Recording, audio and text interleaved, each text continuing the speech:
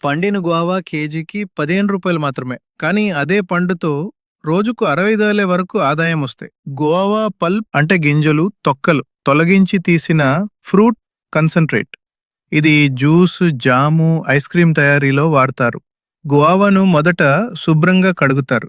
తరువాత సాఫ్ట్‌గా చేయటానికి బ్లాంచ్ చేస్తారు. తరువాత క్రష్ చేసి పల్ప్ వేరు చేస్తారు. ఆ పల్ప్‌లోని గాలిని తొలగించి తాపంతో పేస్టరైజ్ చేసి చివరగా స్టెరిలైజ్డ్ చేసి ఏసెప్టిక్ ప్యాకింగ్‌లో నిల్వ చేస్తారు. అవసరమైన machinery bubble washer, pulper, pasteuriser, aseptic filler, semi automatic line.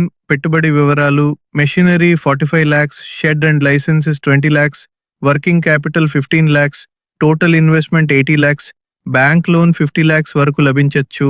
వడ్డీ రేటు సగటుగా 11% ఉంటుంది. Daily production capacity 3,500 kgs. అమ్మకం ధర 45 rupees kg.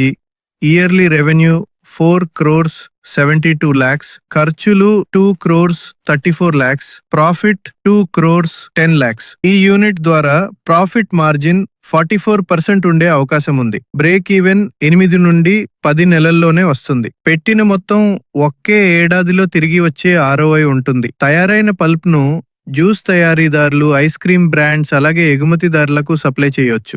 ఆఫ్ సీజన్ లో మామిడి, బొప్పాయి పల్ప్ కూడా ప్రాసెస్ చేయవచ్చు. Complete business information, consultation, execution ready చేయించుకోవటానికి మమ్మల్ని సంప్రదించండి. మీ బిజినెస్